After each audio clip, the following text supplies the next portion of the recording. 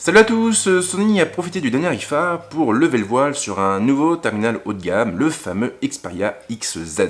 La marque vient de me faire parvenir un exemplaire de son téléphone et du coup on va le déballer ensemble pour voir un petit peu ce qu'il propose. Mais avant d'aller plus loin, on va commencer par rappeler brièvement la fiche technique de l'appareil, histoire de remettre les pendules à l'heure. Alors le XZ se positionne sur le haut de gamme et il embarque un écran de 5,2 pouces, un écran qui est capable d'afficher une définition de type Full HD, du 1080p et donc du 1920 par 1080. Alors derrière on a toutes les technos habituelles avec le Triluminos et le X-Reality, pour une dalle qui ma foi est plutôt pas mal.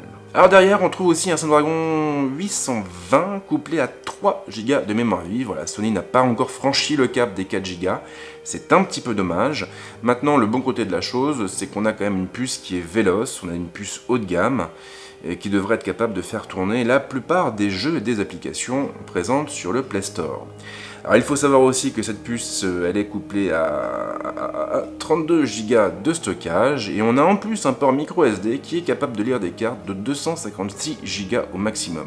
Sony n'a clairement pas lésiné sur la partie photo, on a un capteur de 23 millions de pixels avec une optique capable d'ouvrir à Focal 2. Alors ce qui est intéressant, c'est que ce module photo s'accompagne de deux éléments. On a déjà un autofocus laser pour accélérer la mise au point en basse luminosité.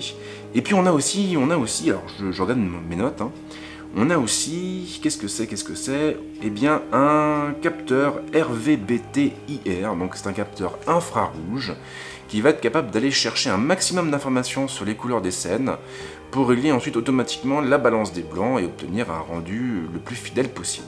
Pour la caméra frontale, on a un capteur de 13 millions de pixels et une optique ouvrant aussi à Focal 2. Donc ça, c'est une configuration plutôt solide qui devrait plaire aux amateurs de selfies.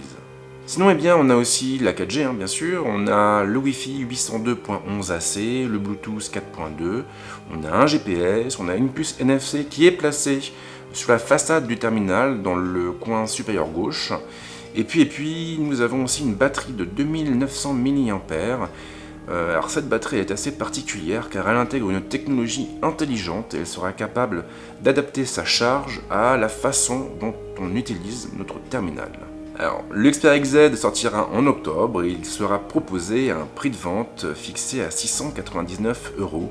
On aura le choix entre trois coloris différents, on pourra le prendre en noir, en platine ou en bleu tropical, bleu forêt, et c'est d'ailleurs cette version-là qui m'a été prêtée par la marque. Maintenant que les présentations sont faites, on passe au déballage de l'appareil. Le Xperia XZ est livré dans une boîte blanche minimaliste, elle ne comporte aucun visuel de l'appareil, elle évoque juste le nom de la gamme. À l'arrière, on retrouve aussi quelques caractéristiques. En ouvrant la boîte, on tombe directement sur le téléphone, il est assez massif. En dessous, on trouve plusieurs compartiments dissimulant les accessoires de l'appareil. Alors, c'est un modèle presse, et ça veut dire que le Xperia XZ qui m'a été envoyé est juste livré avec un câble de synchro et un bloc secteur.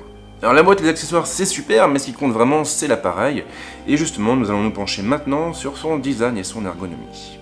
Le Xperia XZ impressionne tout d'abord par ses dimensions, il est en effet assez imposant.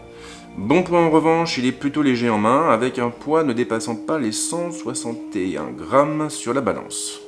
Il rappelle évidemment beaucoup les modèles précédents, notamment avec sa coque en métal alcaléido, mais ce n'en est pas non plus une copie exacte. Sony a effectivement procédé à quelques ajustements, notamment au niveau des bordures de l'appareil.